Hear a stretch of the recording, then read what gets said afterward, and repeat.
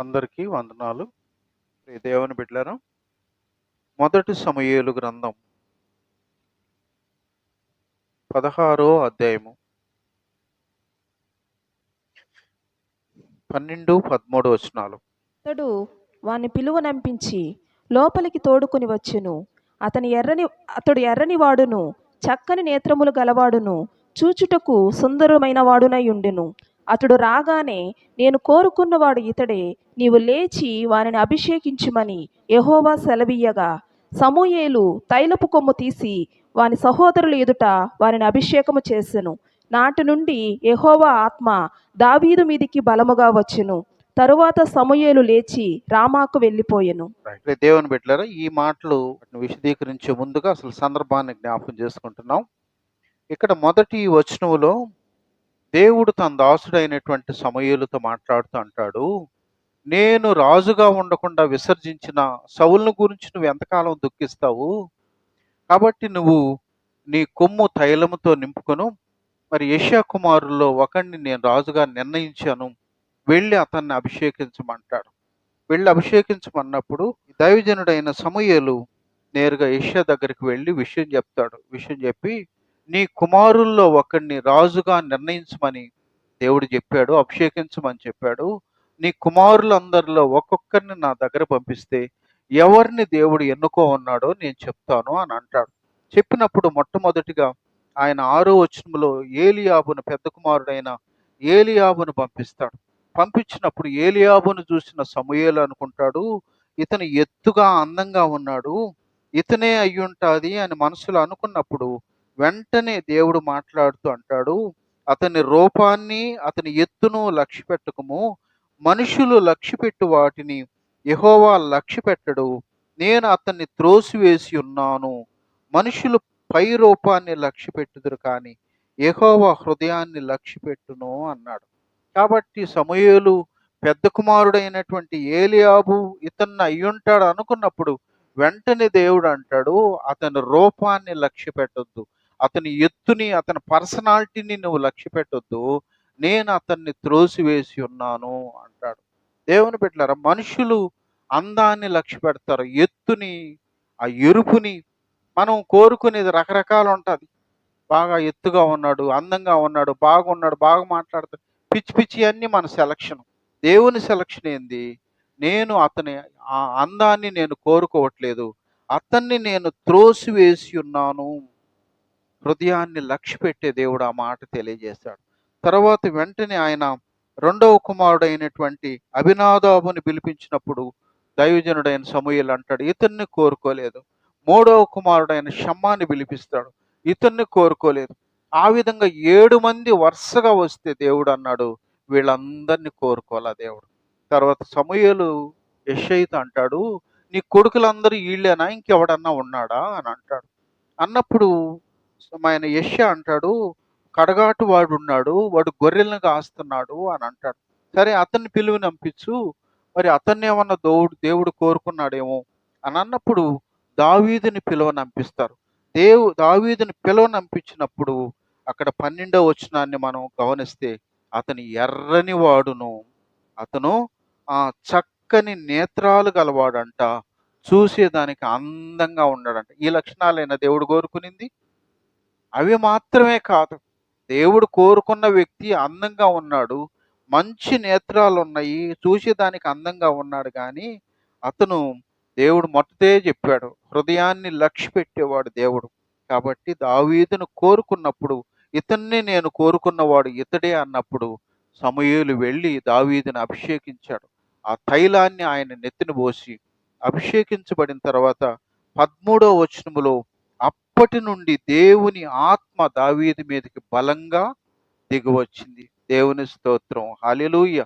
ప్రియ దేవుని బిడ్డలారా, మరి 8 మంది సంతానం అయినటువంటి యెషయికి మరి దావీదు విషయంలో దేవుడు అతన్నే సెలెక్ట్ చేశాడు.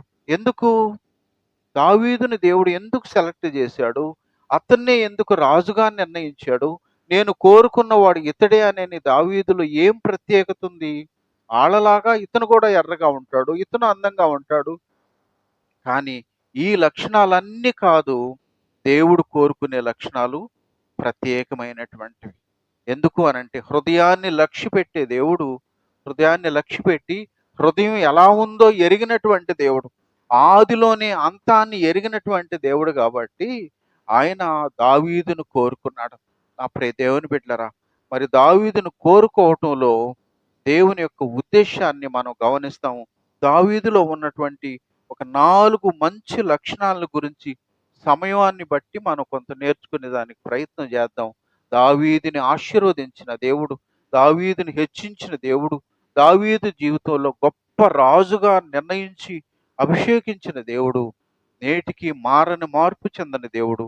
మన జీవితాల్లో కూడా అలాంటి ఆశీర్వాదం రావాలంటే దావీదు ఎలాంటి మంచి లక్షణాలు కలిగి ఉన్నాడో ఒకసారి మనం జ్ఞాపకం చేసుకుంటే, మొదటి సమూయేలు గ్రంథం 24వ అధ్యాయము 6వ వచనం. ఇతడు యెహోవా చేత అభిషేకం నొందినవాడు గనుక యెహోవా చేత అభిషిక్తుడైన నా ప్రభువునకు నేను ఈ కార్యము చేయను, యెహోవాను బట్టి అతని నేను చంపను అని తన జనులతో చెప్పెను.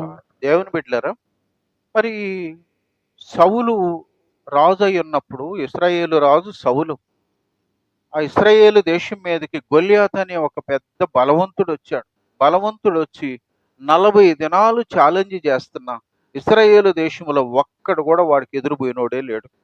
రోజు ఛాలెంజ్ చేస్తున్నాడు, వెందిరిగిపోతా ఉన్నాడు. తర్వాత దావీదు వచ్చాడు, వాడి ఛాలెంజ్ను చూసి ఈయన అన్నాడు, ఆఫ్టర్లు కదా వాడు, వాడు ఆఫ్టర్లు, మనం దేవుని బిడ్డలం, మనల్నేంది వాడు ఛాలెంజ్ చేసేదని వాడి మీద యుద్ధానికి వెళ్ళి వాడిని సంహరించాడు. సంహరించిన తర్వాత తిరిగి మళ్ళా సౌలు రాజుగా వచ్చేదానికి కారకుడయ్యాడు. అంతవరకు బాగానే ఉంది. అక్కడ స్త్రీలందరూ ఏం చేశారు అని అంటే, మరి దావీదును పొగడటం మొదలుపెట్టారు.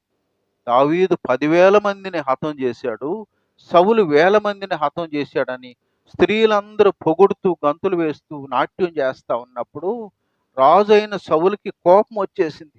ఒక అనామకుడిని పట్టుకొని 10,000 మందిని హతం చేశాడు అంటారు, రాజు అయిన నన్ను 1,000 మంది నన్ను అంత తక్కువ చేస్తారా వీళ్ళని వాళ్ళని తిట్టుకోకుండా ఈ దీనికి కారకుడైనటువంటి దావీదుని చంపాలని ప్రయత్నం చేస్తాడు. ఆ ప్రయత్నం ఎంత తీవ్రంగా ఉందంటే అతన్ని ఆ ఊర్లో ఉండకుండా, ఇంట్లో ఉండకుండా మరి బయటకు పరిగెత్తేశాడు. అడవులెంబడిబడి పరిగెత్తుతున్నప్పటికీ మరి రాజు మరి దావీదును బంధించాలని అడవులంతా గాలిస్తా ఉన్నాడు. ఇలాంటి పరిస్థితుల్లో మరి 2 సందర్భాల్లో దేవుడు రాజుని దావీదుకి చంపేదానికి అవకాశాన్ని ఇచ్చాడు. ఈ 24వ అధ్యాయంలో, 26వ అధ్యాయం 2 సందర్భాల్లో దావీదుకి రాజుని చంపగలిగే అవకాశాన్ని వచ్చినప్పుడు దావీదుతో ఉన్నటువంటి మనుషులు అన్నారు, రాజా, నిన్ను ఇంతగా మనశ్శాంతి లేకుండా నిన్ను బాధించినటువంటి వ్యక్తి, ఈ బాధకు కారకుడైనటువంటి సౌలు ఒక్క దెబ్బతో పరిష్కారం అయిపోతుంది, వాడిని లేపేయమంటే ఆయన ప్రజలు ప్రేరేపిస్తాడు. దానికి దావీదు అంటాడు, సరేనని చెప్పిపోయి ఆ సౌలు యొక్క పై వస్త్రాన్ని కోస్తాడు. ఆ అంచుని కొంచెం కోసుకొని వచ్చి తన తన సేవకులతో అంటాడు, ఇతడు యెహోవా చేత అభిషేకం నొందినవాడు కాబట్టి నేను చంపను అని అన్నాడు. దేవుని బిడ్డలారా, సౌలుని అభిషేకించిన వాడే దావీదుని అభిషేకించలేదా? ఆయన్ని అభిషేకించిన వాడే ఈయన్ని అభిషేకించాడు. దావీదులో సౌలును చూస్తే ఇతను దేవుని చేత అభిషేకించిన వాడు అనేటువంటి భయం ఉంది. కానీ సౌలుకి మాత్రం దావీదు విషయంలో అతను చంపాలనే ప్రయత్నం, అతని అభిషేకించబడినప్పటికీ శరీర సంబంధమైన వ్యక్తిగా అతను జీవిస్తా ఉన్నాడు. కాబట్టి నా ప్రియ దేవుని బిడ్డలారా, మనం ఇక్కడ దావీదు అన్న మాట చాలా గొప్ప మాట. ఇతడు దేవుని చేత అభిషేకించబడినవాడు, నేను అతన్ని చంపను అన్నాడు. నువ్వు అభిషేకించబడటం బాగానే ఉంది, అతడు మంచోడా? కాదు. నువ్వు నిర్దాక్షిణ్యంగా నిన్ను చంపేదానికి ప్రయత్నించాడంటే అతను ఎంత దుర్మార్గుడు, దుర్మార్గుడిని నాశనం చేయొచ్చు కదా అని మనం ప్రశ్నిస్తే ఆయన చెప్పిన ఒకే ఒక మాట ఏంటంటే, దేవుడు ఆయన్ని ఆశీర్వదించాడు, దేవుని చేత అభిషేకించబడినాడు కాబట్టి నేను తాకను అని చెప్పి ఆయన అన్నాడు. కాబట్టి దేవునికి అప్పగించాడు. మనకు వాక్యంలో రోమా 12:19 అంటాడు, పగ తీర్చుట నా పని, నేనే ప్రతిఫలాన్ని ఇస్తానన్నాడు. అంటే దేవుడు మనకు దేవుడు చెప్పిన మాట ఏందంటే, పగ తీర్చుకోవటం నా పని, నీ పని కాదు అని దేవుడు చెప్పాడు. అందుకే దావీదు ఆయన ఆత్మానుసారుడు కాబట్టి తనకు శత్రువుగా ఉండి తనను చావు కోరుకుంటున్నటువంటి వ్యక్తి, నెమ్మది లేకుండా సమాధానం లేకుండా చేస్తున్నటువంటి వ్యక్తి అయినప్పటికీ దావీదు అతన్ని క్షమించాడు, మన్నించాడు. ఎప్పుడైతే దేవుని హస్తాలకు ఆ వాస్తవాన్ని అప్పగించాడో దేవుడు ఎంత ఉగ్రత ఆ సౌలు మీద చూయించాడంటే, మొదటి సమూయేలు గ్రంథం 31వ అధ్యాయం 6వ వచనం. సౌలును అతని ముగ్గురు కుమారులను అతని ఆయుధములను మోయివాడును అతని వారందరును ఒక దినముననే మరణమైరి. చాలు దేవుని బిడ్డలరా, దావీదు చంపుంటే శరీర సంబంధిగా ఆలోచించి చంపుంటే సౌలును ఒక్కడిని చంపేవాడేమో. కానీ ఎప్పుడైతే దేవునికి పగ తీర్చుకునే అవకాశాన్ని దేవునికి అప్పగించాడో దేవుడు ఏం చేశాడు, సౌలు యొక్క కుమారులని కుటుంబానంతటిని ఒకే దినం యుద్ధంలో చనిపోయేటట్లుగా దేవుడు అట్లా అతన్ని అప్పగించేశాడు. మరి దేవుని బిడ్డలరా, మామూలుగా అందుకని ఆత్మీయులు ఏం చేస్తారు తెలుసా, వాళ్ళు పగ తీర్చుకునే దానికి ఇష్టపడరు. కానీ దేవుడు చేస్తేనే ఏదైనా ఖచ్చితంగా ఉంటుంది, న్యాయంగా ఉంటుంది. కాబట్టి పరిశుద్ధ గ్రంథంలో అనేక మంది దేవునికి అప్పగించారు వాళ్ళు. ఒకసారి మనం సంఖ్యాకాండం 12వ అధ్యాయం 1వ వచనంలో అక్కడ మనం ఒక సందర్భాన్ని మనం జ్ఞాపకం చేసుకుంటే, మోషే ఆయన పెళ్లి చేసుకుంటాడు కూషు దేశపు స్త్రీని. మరి ఆయన పెళ్లి చేసుకుంటాడు. పెళ్లి చేసుకున్న దాన్ని బట్టి మోషే యొక్క సహోదరుడు మిర్యాము, అహరోను ఇద్దరు కూడా మరి వ్యాజ్యం వేస్తూ ఉంటారు. నువ్వు వాళ్ళని ఎందుకు ఆ అమ్మాయిని నువ్వు పెళ్లి చేసుకున్నావని వాళ్ళిద్దరు వ్యాజ్యం వేస్తూ ఉంటారు. మోషే మాత్రం నోరు తెరవడం. కానీ దేవుడు కల్పించుకొని మనం ఈ 12వ అధ్యాయము 8వ వచనంలో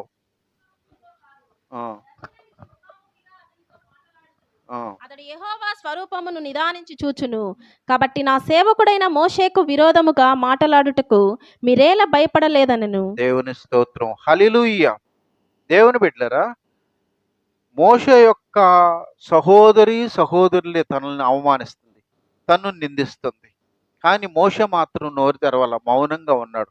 కానీ దేవుడు కల్పించుకొని అంటాడు, నా సేవకుడైన మోషేతో నేను నిదానించి మాట్లాడతాను, నా రూపాన్ని అతను చూస్తాడు, నా సేవకుడికి విరోధంగా మాట్లాడేదానికి మీరు ఎందుకు భయపడలేదు, మీరు ఎందుకు భయం అనేది లేకుండా ఇలా ప్రవర్తించి నా సేవకుడిని నిందిస్తున్నారని దేవుడు కల్పించుకొని ఆయన కోపం రగులుకుంటే వెంటనే మిర్యాముకి కుష్ఠరోగం వచ్చేసిందంట. ఎందుకు? తన సేవకుడిని నిందిస్తున్నారు, వాళ్ళు అవమానపరుస్తున్నారు. కాబట్టి దేవుడు అక్కడ కోపం తెచ్చుకుంటే మరలా కుష్ఠరోగం వచ్చినప్పుడు అప్పుడు వెంటనే మరి అహరోను మిర్యాము మళ్ళా దావీదును మరి మోషేను బతిలాడుకొని, అయ్యా పొరపాటు అయిపోయింది క్షమించమని అడిగినప్పుడు తిరిగి మరలా మోషే ప్రార్థన చేస్తాడు, అయ్యా క్షమించి తిరిగి మరలా రోగం పోయేటట్టు సహాయం చేయమని. అంటే ఆయన మోషే యొక్క మనవ ఆలకించి తిరిగి మరలా మిర్యాముకు తిరిగి మరలా మామూలు స్థితిని ఇస్తాడు. అదొక సందర్భం. ఇంకొక సందర్భాన్ని మనం జ్ఞాపకం చేసుకుంటే 2వ దినవృత్తాంతాలు 26వ అధ్యాయం 2వ దినవృత్తాంతాలు ఇక్కడ సందర్భం ఏంటంటే, ఉజ్జియా అనేటువంటి ఒక రాజు, అతను దైవజనులు చేయాల్సినటువంటి పనిని అతను తన స్వహస్తాలకు తీసుకొని అతను ధూపం వేసేదానికి ప్రయత్నం చేస్తాడు.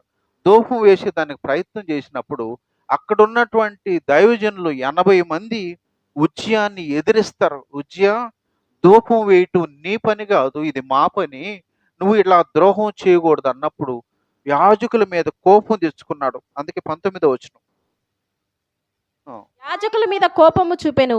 యెహోవా మందిరములో ధూపపీఠము ప్రక్క అతడు ఉండగా యాజకులు చూచుచూనే ఉన్నప్పుడు అతని నొసట కుష్ఠరోగం పుట్టెను.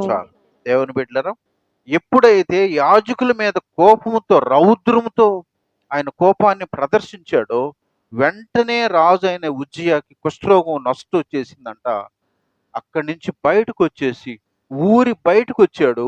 సత్యంత వరకు ఊరి బయట ఇంట్లో నివసించాడు ఆయన. అంటే దేవుని ఉగ్రత తన దాసుల విషయంలో ఎంతగా కోప్పడతాడో, ఎంతగా ఆయన వాళ్ళని సహించలేకుండా వాళ్ళ విషయంలో ఆయన ప్రవర్తిస్తాడో మనకి ఇక్కడ అర్థమవుతుంది. అందుకని పౌలు గారు అంటాడు గలతీ పత్రిక 6వ అధ్యాయం 17వ వచనములో అన్నటువంటి మాట ఏందంటే, దేవుని ముద్రలు నేను ధరించుకొని ఉన్నా, నన్ను ఎవడు శ్రమ పెట్టవద్దు అంటాడు. పౌలు గారు ఏమంటాడు? నేను యేసు యొక్క ముద్రలు నా శరీరమందు ధరించి ఉన్నాను, ఇక మీదట ఎవడు నన్ను శ్రమ పెట్టవద్దు. దేవుని స్తోత్రం, హల్లెలూయా. దైవజనుడైనటువంటి పౌలు గారు అంటాడు, యేసయ్య యొక్క పాద ముద్రలు నేను ధరించుకొని ఉన్నా, నన్ను శ్రమ పెడితే అది మీకు నష్టానికి నాశనానికి కారణమవుతుంది, నన్నెవరు మీరు శ్రమ పెట్టవద్దు అని అన్నాడు. దేవుని బిడ్డలారా, ఒక మాట మనం గమనిస్తే యోధా గ్రంథం మరి 9వ వచనంలో ఒక మంచి మాట ఏమంటాడంటే, అయితే ప్రధాన దూత అయిన మికాయేలు అపవాదితో వాదించుచు మోషే యొక్క శరీరమును గురించి తర్కించినప్పుడు దూషించి తీర్పు తీర్చ తెగింపక ప్రభువు నిన్ను గద్దించునుగాక అనెను. చాలు. దేవుని బిడ్డలారా, దేవుని దూత మరి అక్కడ సాతాన్ని గద్దించేదానికి, తీర్పు తీర్చేదానికి ధైర్యం చేయటం లేదంట. అంటే నా ఒకరిని తీర్పు తీర్చేదానికి దేవదూత కూడా సాహసం చేయట్లా. కానీ ఈ రోజుల్లో దైవజనులని తీర్పు తీర్చేవాళ్ళు, దైవజనుల మీద సనుక్కునేవాళ్ళు, కోపగించేవాళ్ళు, అవసరమైతే కొట్టేవాళ్ళు ఈరోజు అనేక మంది తయారైపోయారు. ఎందుకు? దేవదూతకి సాతాన్ని గద్దించేదానికి ధైర్యం చేయటంలా, తీర్పు తీర్చేదానికి తనకు అధికారం లేదని అక్కడ వాక్యం స్పష్టం చేస్తుంటే, ఈరోజు మనుషులు దైవజనుల మీద తీర్పు తీరుస్తున్నారు, సనుక్కుంటున్నారు, గొనుక్కుంటున్నారు. ఇది మనకు క్షేమమా? ఎంత మాత్రం కాదు. ఎందుకు అనంటే, పర్టికులర్గా దేవుడు ఎవరిని ఎన్నుకుంటాడో, ఏర్పరచుకుంటారో వాళ్ళ విషయంలో దేవుని ఉగ్రత, దేవుని కోపం అనేది ఖచ్చితంగా రేగుతుంది. ఆ ఉగ్రతకు తాళజాలవలన వాడు ఎవడు లేనే లేడు. కాబట్టి దేవుని బిడ్డలారు, ఈరోజు అనేకులు దేవుని బిడ్డలను కోపగించుకునే స్థితిలో ఉన్నారు. ఒక వ్యక్తి అన్నాడంట, ఒక పాస్టర్ గారు అంటే నాకు భలే ఇష్టం, నేను ఎక్కువగా ఆయన్ని గౌరవించేవాడిని. దగ్గర అయిన తర్వాత నాకు అర్థమైంది, నేను ఊహించినంత గొప్పగా ఆయనలో ఏమీ లేదు. ఇది పాస్టర్ గారిలో నేను ఊహించినంత గొప్పోడేం కాదు, అతనిలో కూడా లోపాలు ఉన్నాయి అని చెప్పి ఒక పాస్టర్ గారిని అడిగాడంట. నువ్వు దూరాన్ని నుంచి చూస్తే కొండలు నున్నంగా ఉంటాయి కదా, కొండలు నున్నంగా ఉంటాయి, దగ్గరికి వెళితే దాంట్లో ఎత్తు ఫలాలు ఉంటాయి ఏమో, అంతే కదా. దూరాన్ని నుంచి ఒక కొండను చూస్తే మొత్తం నున్నంగా ఎత్తుగా ఉంటుంది, దగ్గరికి పోతే అవి ఎత్తు పల్లాలు ఉంటాయి. కాబట్టి దగ్గరికి పోయినప్పుడు నువ్వు చూసినందువల్ల అతను సేవకుడు కాలేదు, అతను ఏర్పరచుకున్నవాడు, దేవుని దృష్టిలో అతను కొండలాంటి వాడు. కాబట్టి నీవు అలా అనుకోవటం, అలా భావించటం నీది చాలా పెద్ద పొరపాటు అని చెప్పాడు. కాబట్టి దేవుని బిడ్డలారా, సేవకులంటే వాళ్ళు మనుషులే, సేవకులు అంటే వాళ్ళల్లో కూడా లోకంలో ఉన్నారు, మరి తప్పిదాలు ఉంటాయి, పొరపాట్లు ఉంటాయి. అంత మాత్రం చేత దేవదూతలకు లేనటువంటి తీర్పు తీర్చే అధికారం నీకు ఎవడిచ్చాడు? వాళ్ళని గురించి సనుక్కునే అధికారం నీకు ఎవడిచ్చాడు? ఏలెత్తి చూపగలిగే అధికారం నీకు ఎవడిచ్చాడు? ఎవరు కూడా పొరపాటు చేయకూడదు. అందుకనే దావీదు తనకు చంపగలిగే అవకాశం వచ్చినప్పటికీ, ఒక పరమ దుర్మార్గుడైనటువంటి సౌలైనప్పటికీ ఎందుకు వదిలేడు తెలుసా? అభిషేకించిన వాడు దేవుడు, పగ తీర్చుకునేవాడు దేవుడు, దేవుడు చూసుకుంటాడని వదిలేశాడు. కానీ ఈరోజు మనుషులు దేవుని భయం లేకుండా ఏలెత్తి చూపేవాళ్ళు అనేకులు తయారైపోతున్నారు. కాబట్టి దేవుని బిడ్డలారా, ఒకరిని ఏలెత్తి చూపేదానికి నువ్వు నేను లేవు. అయితే ఒకటి చేయొచ్చు, సేవకుల్లో తప్పిదాలుంటే, పొరపాట్లుంటే, ఏదైనా పాపం ఉన్నప్పుడు మనం ఏం చేయొచ్చు అనంటే అతని కొరకు ప్రార్థన చేయొచ్చు. కాబట్టి దేవుని బిడ్డలారా, అందుకే దావీదుని దేవుడు ఎందుకు హెచ్చించాడు, ఎందుకు గనుడుగా చేశాడు అనంటే దేవుని యొక్క అభిషేకాన్ని గౌరవించాడు, దేవుని యొక్క ఏర్పాటును గౌరవించాడు. కాబట్టి అంత ఆశీర్వాదానికి కారకుడయ్యాడు. మొదటి మాట. రెండవ మాట మనం గమనిస్తే 119వ కీర్తన 63. వారికి నేను చెలికాడను. ఇక్కడ దావీదు అంటాడు, రెండోది దేవుడు ఆశీర్వదించేదానికి రెండవ కారణం ఏందో తెలుసా? అయ్యా, నీ యందు ఎవరైతే భయభక్తులు గలవారుగా ఉండి నీ ఉపదేశాన్ని ఎవరైతే అనుసరిస్తున్నారో అలాంటి వాడికి నేను స్నేహితుణ్ణి అని అన్నాడు. అంటే దావీదు వాక్యానుసారంగా జీవించే వ్యక్తి, దివారాత్రులు వాక్యాన్ని ధ్యానించే వ్యక్తి మరొక ఎవరైనా వాక్యాన్ని అలా ధ్యానించే వ్యక్తి కనపడినప్పుడు, అందుకే నేను అలాంటి వాళ్ళతో నేను స్నేహితుని అన్నాడు. ఇంకొక మాట మనం 53వ వచనం, ఇదే 119:53. నీ ధర్మశాస్త్రమును విడిచి నడుచుచున్న భక్తిహీనులను చూడగా నాకు అధిక రోషం పుట్టుచున్నది.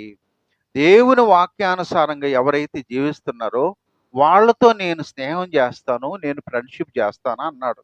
ఎవరైతే వాక్యానుసారంగా కాకుండా వ్యతిరేకంగా ఉన్నారో అలాంటి వాళ్ళని చూస్తే నాకు అధిక రోషం వస్తుంది అన్నాడు. రోషం వచ్చి నువ్వేమైనా కొడతావా తిడతావా అని అంటే కాదంట. ఇంకొక మాట మనం గమనించినట్లయితే 136వ వచనంలో దీంట్లోనే జనులు నీ ధర్మశాస్త్రం అనుసరించకపోయినందుకు నా కన్నీరు ఏరులై పారుచున్నది. చాలు, వాక్యానుసారంగా జీవించే వ్యక్తులకి నేను స్నేహితుణ్ణి అని చెప్పాడు. ఎవరైతే వాక్యానుసారంగా లేకుండా ఇంకా లోకంలో ఉన్నారో వాళ్ళని చూస్తే నాకు రోషం వస్తుంది అన్నారు. రోషాన్ని బట్టి ఏం చేస్తావయ్యా అని అంటే వాళ్ళ కొరకు నేను కన్నీరు కార్చి ఏడుస్తానని చెప్పాడు. ఎంత గొప్ప విషయం దేవుని బిడ్డలారా! అంటే దావీదు హృదయం ఎలాంటిది అని అంటే వాక్యానుసారంగా జీవించే వాళ్ళనేమో స్నేహితుడిగా భావించాడు. ఎవడైతే వాక్యానుసారంగా కాకుండా వ్యతిరేకంగా జీవిస్తున్నారో అలాంటి వాళ్ళ విషయంలో రోషం తెచ్చుకొని వాళ్ళ కొరకు నేను మొర్ర పెడతాను అని చెప్పి ఆయన తేటతెల్లం చేస్తున్నాడు.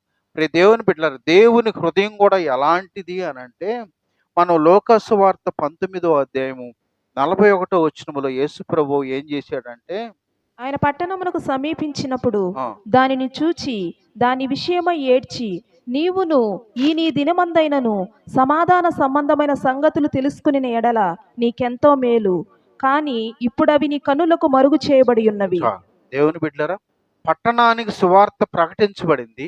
దేవుని కార్యాలన్నీ సంపూర్ణంగా జరిగాయి. అయినప్పటికీ నీ మార్పు లేనటువంటి ఆ పట్టణం విషయంలో ప్రభు దాన్ని చూసి ఏడుస్తా ఉన్నాడు. అందుకే నీకు ఈ దినమైందైనా నీకు సమాధాన సంబంధమైన విషయాలు నీకు తెలుసుకునే అవకాశం వచ్చింది, కానీ నీవు దాన్ని అంగీకరించలా. అందుకని ఆ పట్టణం వైపు చూసి యేసు ప్రభు వారు కన్నీరు కారుస్తున్నారు. నా ప్రియ దేవుని బిడ్డలారా, యేసు ప్రభు హృదయం ఏందో తెలుసా? మానవుడు రక్షించబడాలని ఆయన ఈ లోకానికి వచ్చి ప్రాణం ఇచ్చాడు. రక్షించబడాలనే ఉద్దేశంతో తన సేవకులను పంపించి సువార్త ప్రకటించాడు, అద్భుతాలు జరిగించాడు. అయినప్పటికీ నీ హృదయాలు కఠినపరుచుకొని ఇంకా దేవుణ్ణి ఎరగని స్థితిలో ఉన్నప్పుడు పట్టణ వైపు చూసి ఆయన కన్నీరు కారుస్తున్నాడు. దావీదు హృదయం కూడా అలాంటిది కాదా? రక్షణ లేని వాళ్ళని విషయంలో ఎవరైతే వ్యతిరేకంగా ఉన్నారో, వాక్యానికి విరుద్ధంగా ఉన్నారో అలాంటి వాళ్ళని చూసి దావీదు హృదయం కన్నీరు కారుస్తా ఉంది. నా ప్రియ దేవుని బిడ్డలారా, ఇంకొక సందర్భాన్ని మనం జ్ఞాపకం చేసుకుంటే ఇర్మీయా గ్రంథం 9వ అధ్యాయం 1వ వచనంలో నేను దివారాత్రం కన్నీరు విడుచున్నట్లు నా తల జలమయము గాను నా కన్ను కన్నీళ్ళ ఊటగాను ఉండును గాక. చాలు. దేవుని బిడ్డలారా, హతమైన వారిని గురించి తన దేశములో ఎవరెవరైతే దేవునికి వాక్య విరుద్ధంగా ఉండి ఇష్టానుసారంగా జీవితాలు జీవిస్తూ ఉంటారో అలా హతమైన వారిని గురించి కన్నీరు కారుస్తున్నాడు ఇర్మీయా ప్రవక్త. నా ప్రియ దేవుని బిడ్డలారా, వీళ్ళందరూ వాళ్ళ కుటుంబాల కొరకు కన్నీరు కార్చడం లేదు. వాళ్ళ కుటుంబంలో క్షేమం కలగాలని, మేలు కలగాలని, ఆశీర్వదించబడాలని, రోగాలు పోవాలని కన్నీరు కాదు. కానీ మరి ఇక్కడ ఎవరైతే వాక్య విరుద్ధంగా ఉన్నారో, ఎవరైతే లోకంలో ఉన్నారో, ఎవరైతే పాపంలో ఉన్నారో, దేవుడు అంటే ఇంకా లెక్క లేకుండా ఎవరైతే ఉంటున్నారో అలాంటి వాళ్ళని గురించి కన్నీరు కారుస్తున్నారు. దేవుని ఆత్మ ఎవరికైతే ఉంటుందో వాళ్ళు మాత్రమే నశించిన వాళ్ళని గురించి కన్నీరు కారుస్తారు, నశించిన వారిని గురించి మొర పెడతారు, నశించిన వారి విషయంలో పదే పదే ఉపవాసం ఉండి కన్నీరు కారుస్తారు. నా ప్రియ దేవుని బిడ్డలారా, దావీదుని దేవుడు ఎందుకు అంత ఉన్నతమైన స్థితికి హెచ్చించాడంటే రెండవ కారణం ఏందో తెలుసా? నశించిన వాళ్ళ విషయంలో అంత వేదన చెందేవాడు, అంత కన్నీరు కార్చేవాడు కాబట్టి దేవుని దృష్టిలో ఆయన గొప్పవాడయ్యాడు. ఈరోజు నువ్వు నేను చివరి దినాల్లో ప్రభు అన్నాడు, అడిగితే నిశ్చయముగా ఆత్మనిస్తానన్నాడు. ఆత్మను మనం నిజంగా కలిగి ఉంటే నశించిన ఆత్మల పట్ల మనం భారం కలిగి ప్రార్థించేవారం కదా. మరొక పక్క దేవుని బిడ్డలు చంపబడుతూ ఉంటే, మరొక పక్క దేవుని బిడ్డలు భయంకరమైనటువంటి రీతిలో హింసించబడుతుంటే మనకి ఏ బాధ లేదంటే మనం దేవుని ఆత్మను పొందిన వాళ్ళమా? దేవుని ఆత్మ మన హృదయంలో ఉంది, కార్యం చేస్తుందా? ఒకసారి మనల్ని మనం పరిశీలించుకొని మనం దేవుని ఆత్మ కలిగిన వాళ్ళమైతే దేవుని మనసు మనకు వస్తుంది. మరి ఆయన ఆలోచన మనం ఆయన మన మన హృదయంలో ఉండి మనం ఆ రీతిగా మొర్రపెట్టే వాళ్ళంగా మనం ఉంటాం. కాబట్టి రెండవ కారణం, దావీదు నశించిన వాళ్ళ విషయంలో కన్నీరు కార్చి ప్రలాపించేవాడు అనేది మనం తెలుసుకుంటున్నాం. మనం కూడా ఆత్మను కలిగి ఉంటే అలాంటి మనసు కలిగి వాళ్ళ కొరకు మనం ప్రయాసపడే వారంగా మనం ఉండాలని దేవుడు కోరుకుంటున్నాడు. దేవుడు ఆశీర్వదించేదానికి మూడవ కారణాన్ని మనం జ్ఞాపకం చేసుకుంటే కీర్తన గ్రంథం 132 2-7. అతడు ఆ, యెహోవాతో ప్రమాణపూర్వకంగా మాట ఇచ్చి యాకోబు యొక్క బలిష్ఠునికి మొక్కుబడి చేసెను. ఎట్లనగా, యెహోవాకు నేను ఒక స్థలమును చూచు వరకు, యాకోబు యొక్క బలిష్ఠునికి ఒక నివాస స్థలము నేను చూచు వరకు, నా వాసస్థానమైన గుడారంలో నేను ప్రవేశింపను. నేను పరుండు మంచం మీదకి ఎక్కను. నా కన్నులకు నిద్ర రానియను. నా నా కన్ను రెప్పలకు కునికిపాటు రానియనెను. అది ఎఫ్రతాలో ఉన్నదని మేము వింటిమి, యాయీరు పొలములో అది దొరికిన. దేవుని స్తోత్రం, హల్లెలూయా. దేవుని బిడ్డలారా, దావీదు దేవునితో ఒక మొక్కుబడి చేస్తున్నాడు. మొక్కుబడి అంటే ఏంటి అంటే, ప్రభువా, దేవుని మందిరం యెరూషలేములో ఉండాలని కోరుకున్నాడు దావీదు. దేవుని మందిరం యాడనో ఉంది, మందసం యాడనో ఉంది, అది యెరూషలేములో ఉంటే ఎంత బాగుండు, దగ్గరగా ఉంటుంది కదా అని కోరుకున్నాడు. కోరుకుంటే దావీదుకి మనం ఇక్కడ మనం గమనిస్తే మొదటి రాజుల గ్రంథం 8వ అధ్యాయం 19వ వచనంలో దేవుడు మాట్లాడుతూ అంటాడు, నీవు అనేక యుద్ధాలు జరిగించినటువంటి వ్యక్తివి, అనేకంగా రక్తం చిందించినటువంటి వ్యక్తివి, కాబట్టి నువ్వు నా మందిరాన్ని కట్టించకూడదు అన్నాడు. దేవుడు రీజన్ ఏం చెప్పాడంటే, నీవు అనేక యుద్ధాలు చేసావు, అనేక రక్తం చిందించినటువంటి వ్యక్తివి, కాబట్టి నువ్వు మందిరాన్ని కట్టకూడదు అని అన్నాడు. కట్టకూడదు అన్నాడు కానీ దావీదుకు ఉన్న ఆసక్తి ఏందో తెలుసా? ఈ 32వ కీర్తనలో ఒక మొక్కుబడి చేశాడంట దేవునికి. మొక్కుబడి ఏందంటే, దేవుని మందిరానికి ఒక స్థలాన్ని చూసే వరకు నేను నా ఇంటికి వెళ్ళను, నేను తిండి తిన్ను, నేను నిద్రపోను, నాకు ముందు దేవుని పనే ముఖ్యం అని అన్నాడంట. అదే కదా అడుంది అక్కడ. చెప్పండి మాట ఏందంటే, నేను దేవుని మందిరం కొరకు ఒక స్థలాన్ని చూసే ముందు నేను ఇంటికి వెళ్ళను, నేను నిద్రపోను, నేను తిండి తిన్ను, నాకు ముందు దేవుని మందిరానికి స్థలం కావాలా, అది చూస్తానని చెప్పి తీర్మానం చేసుకొని ఆయన మొక్కుబడి చేశాడంట. ఇలాంటి మొక్కుబడి మనలో ఉంటే ఎంత బాగుండేది. క్రిస్టమస్లో ఉన్నటువంటి మనం మన ఇల్లు అందంగా మరి అందంగా ఉండాలని కోరుకునే మనం, మన ఇల్లు శుభ్రంగా ఉండాలని కోరుకునే మనం, బాగా అన్ని విషయాల్లో కూడా మరి పాత్రలు ఎప్పుడెప్పుడు పాత బొచ్చులతోటి రుద్ది రుద్ది పెడుతుంటారు మనోళ్ళు. ఇంత కోరుకునే మనం దేవుని నా ఇంటికంటే మందిరం శ్రేష్టంగా ఉండాలా, మందిరం శుభ్రంగా ఉండాలా, మందిరం అందంగా ఉండాలా, మందిరం దేవుడు గొప్పతనాన్ని ప్రదర్శించాలని ఎంతమందికి హృదయం ఉంది? దేవుని బిడ్డలారా, దావీదు హృదయం ఎలాంటిదంటే, పైపెచ్చు దేవుడు చెప్పాడు, నువ్వు వద్దయ్యా, నువ్వు అసలు మందిరం కట్టకూడదు అన్నాడు. కానీ ఆయన హృదయంలో ఉండే ఆశ ఏందో తెలుసా? ఆయన హృదయంలో ఉండే ఆతృత ఏందో తెలుసా? నా దేవుని మందిరాన్ని కట్టకూడదు అన్నాడు కానీ నేను ఆయన మందిరానికి స్థలం ఎందుకు చూడకూడదు అని స్థలాన్ని చూశాడు. నా ప్రియ దేవుని బిడ్డలారా, ఇలాంటి మనస్సును మనం కలిగి ఉండాలి.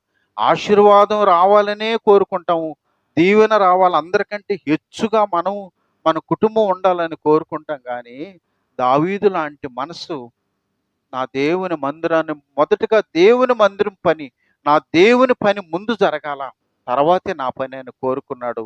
అందుకే దేవుని మందిరానికి స్థలాన్ని ఏర్పాటు చేశాడు. ఇంకా ఆయన హృదయంలో ఏం తెలుసా? ఇంకొక మాట మనం గమనిస్తే మొదటి దినవృత్తాంతాలు గ్రంథం 29:1.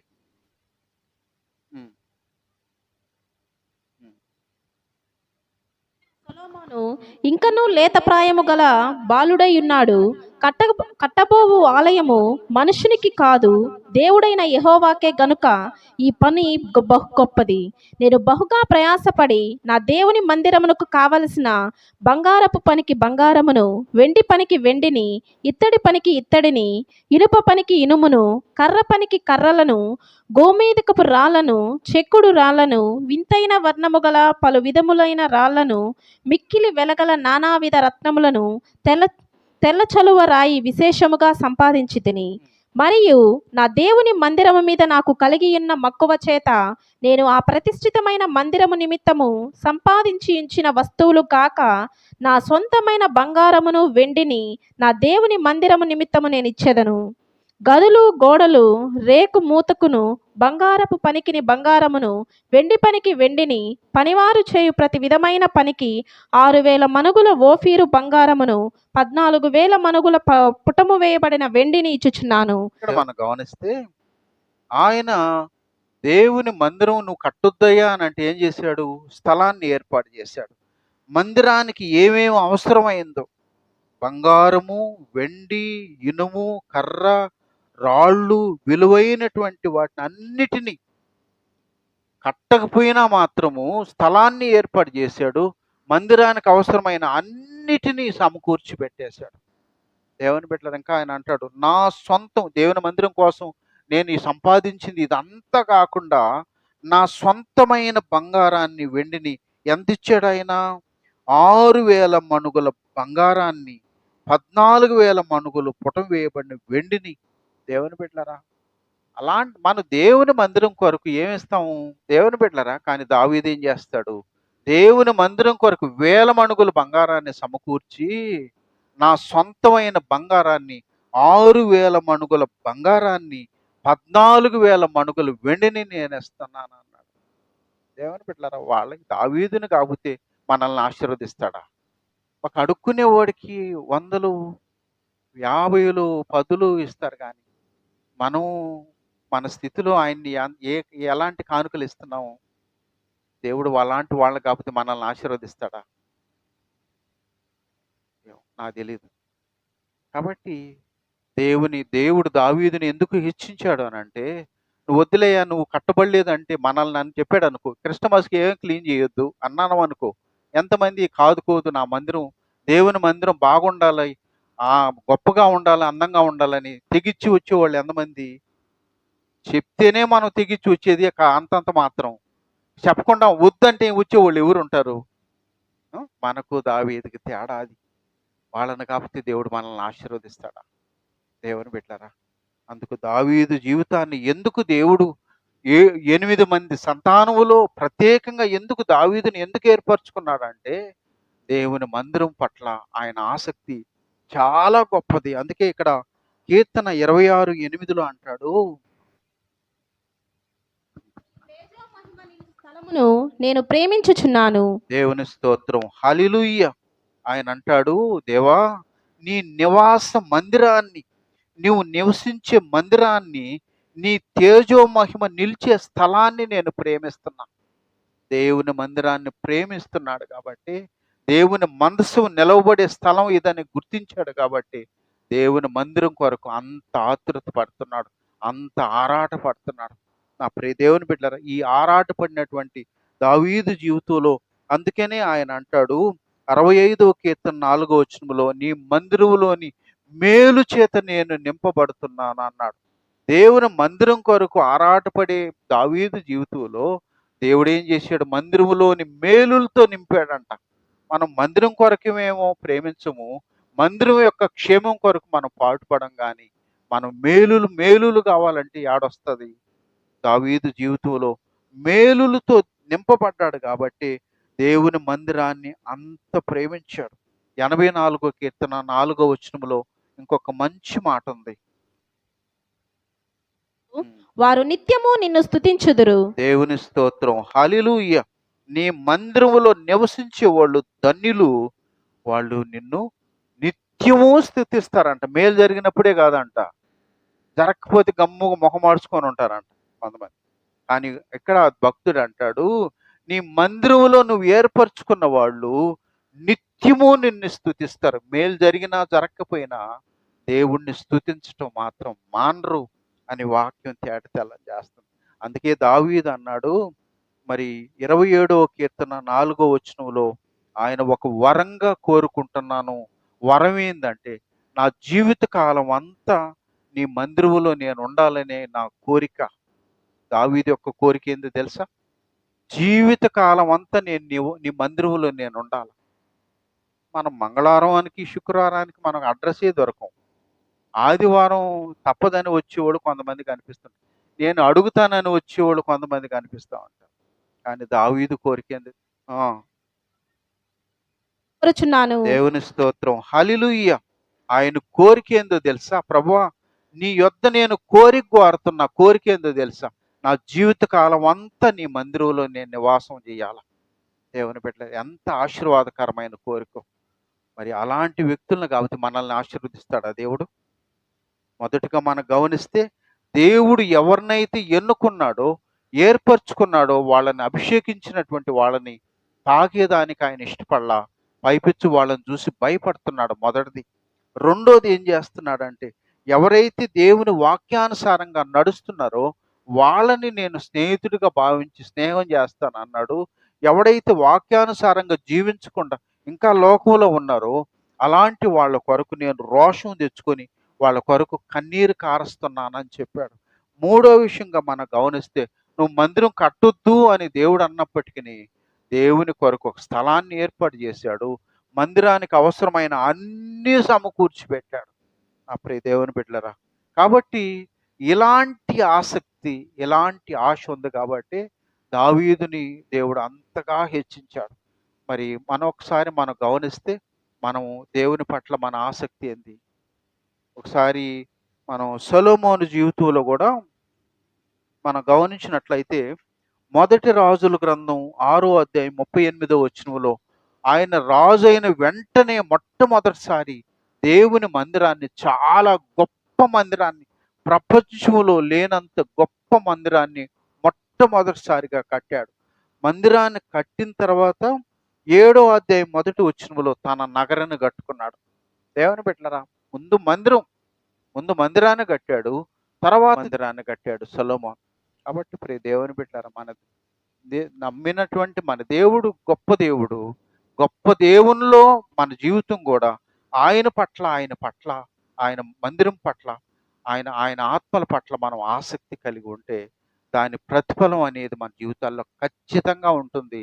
ఇది దావీదు జీవితంలో ఉండింది. నా జీవితంలో, అల్పుడైన నా జీవితంలో కూడా అయి ఉంది. కాబట్టి మీ అందరి జీవితాల్లో ఉండాలనంటే మనం మాట చెప్పే వాళ్ళంగా కాదు. కొంతమంది మాటలే చెప్తారు, పనులు మాత్రం కనపడవు. మాటలు చెప్తే దేవుని ఆశీర్వాదాలు రాదు, పని చేస్తే ఆశీర్వాదం వస్తుంది. కాబట్టి నిజంగా ఆయన కొరకు, ఆయన మందిర క్షేమం కొరకు, మందిర అభివృద్ధి కొరకు మనం పాటుపడదాం. దేవుడు మాటలు దీవించును గాక.